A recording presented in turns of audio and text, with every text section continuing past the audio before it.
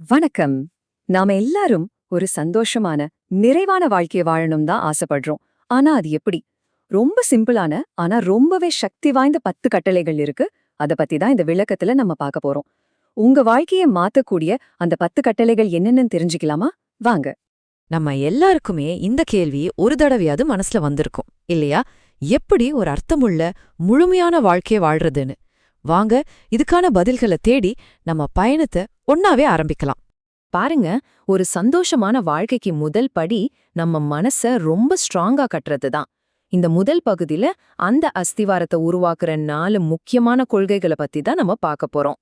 இங்க இருக்கிற இந்த 4 விஷயங்கள் தான் நம்ம மனசோட ஃபவுண்டேஷன். இதுதான் நம்ம சந்தோஷத்துக்கு அடித்தளமா அமையப் போகுது. வாங்க, இதுல முதல் விஷயத்துல இருந்து ஆரம்பிக்கலாம். சரி, நம்மளோட முதல் கட்டளை நன்றியுடன் இருப்பது. இதுதான் ஒரு பாசிட்டிவான பார்வைக்கான ஸ்டார்டிங் பாயிண்ட்.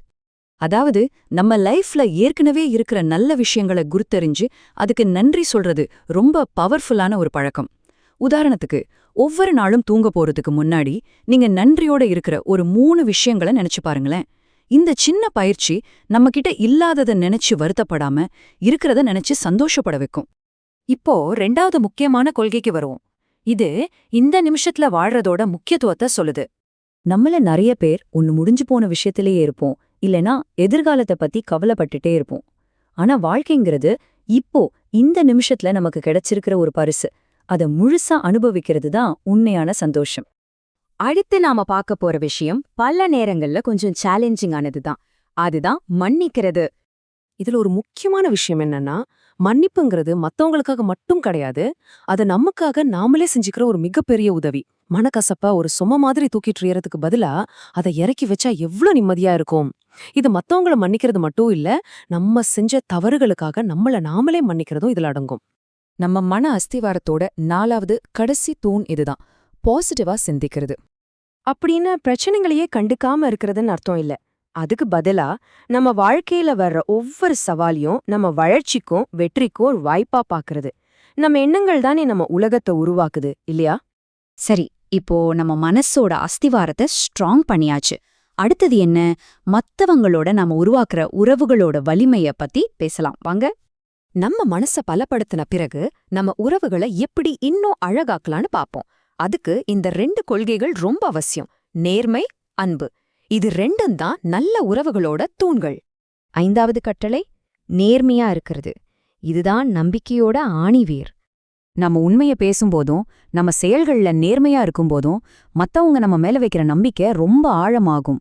இதுதான் அர்த்தமுள்ள நீண்டகால உறவுகளுக்கு அடிப்படை. அடுத்தது நம்மளோட 6வது கட்டளை அன்பை காட்டுறது. அன்புங்கிறது வெறும் வார்த்தை இல்ல, அது ஒரு செயல். அன்புங்கிறது பெரிய விஷயங்கள்ல இல்ல, சின்ன சின்ன செயல்கள்ல தான் இருக்கு. ஒரு புன்னகை, ஒரு சின்ன உதவி, கனிவான ஒரு வார்த்தை, இப்படி நம்ம அன்றாட செயல்கள்ல அன்பை பகிரும்போது நம்மள சுத்தி ஒரு அற்புதமான பாசிட்டிவ் சூழல் உருவாகும். இப்போ நம்ம பயணத்தோட 3வது பகுதிக்கு வந்தாச்சு.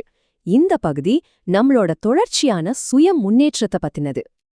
அடுத்து வர இந்த 3 கட்டளைகளும் நம்மளோட தொடர்ச்சியான வளர்ச்சிய பத்தினது. எப்பவும் கத்துக்கிறது, நம்மள நாமளே மேம்படுத்திக்கிறது, அப்புறம் ஆரோக்கியமா வாழ்றது. இந்த 3மே ஒன்னோட ஒன்னு சேர்ந்து நம்மள ஒரு முழுமையான மனுஷனா மாத்தும். இந்த 3 வளர்ச்சி பாதைகளையும் இன்னும் கொஞ்சம் டீட்டெயிலா பார்க்கலாம். 7வது கட்டளை தொடர்ந்து கத்துக்கிட்டே இருங்க. புதுசு புதுசா கத்துக்கிறது நம்ம அறிவை மட்டும் இல்ல, இந்த உலகத்தையே நாம பார்க்கற விதத்தை மாத்தோம். 8வது கட்டளை உங்களை நீங்களே மேம்படுத்துங்க. நம்ம பலவீனங்களை பார்த்து பயப்படாம அதை சரி செய்ய முயற்சி பண்றதுதான் உண்மையான தைரியம். இது நம்மள இன்னும் சிறந்த நபரா மாத்தோம். 9வது கட்டளை ஆரோக்கியமா வாழுங்க. நம்ம உடம்பு ஒரு கருவி மாதிரி. நல்ல சாப்பாடு, உடற்பயிற்சி, போதுமான தூக்கம் மூலமா அதை பத்திரமா பாத்துக்கிட்டா இந்த வளர்ச்சி பயணத்துக்கு தேவையான எல்லா சக்தியும் நமக்கு கிடைக்கும். இதுவரைக்கும் நாம பார்த்த 9 கட்டளைகளையும் கடைபிடிச்சா அதோட இயற்கையான விளைவு என்னவா இருக்கும்? அதுதான் நம்மளோட 10வது ஃபைனல் கட்டளை. இந்த வாக்கியம் எவ்வளவு சக்தி வாய்ந்ததுன்னு பாத்தீங்களா? சந்தோஷங்கிறது எங்கிருந்தோ வர்ற ஒரு விஷயம் இல்ல, அது நாமளே உருவாக்குற ஒண்ணு. அதோட கண்ட்ரோல் நம்ம கையில தான் இருக்கு. அப்போ நிறைவான வாழ்க்கையோட ரகசியம் ரொம்ப சிம்பிள். நமக்கு எது உண்மையிலேயே சந்தோஷத்தை தருதோ அதை தேடிச் செய்யறது. வாழ்க்கையோட ஒவ்வொரு நிமிஷத்தையும் ஒரு கொண்டாட்டமா மாத்துறது. இப்படி செஞ்சா நாம தேடுற அந்த நிறைவை நமக்குள்ளேயே நம்ம கண்டுபிடிச்சிடலாம்.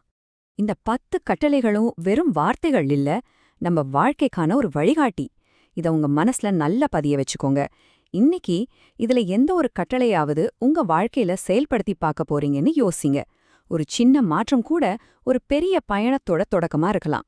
உங்களுடைய இந்த மகிழ்ச்சியான பயணத்துக்கு என் வாழ்த்துக்கள்.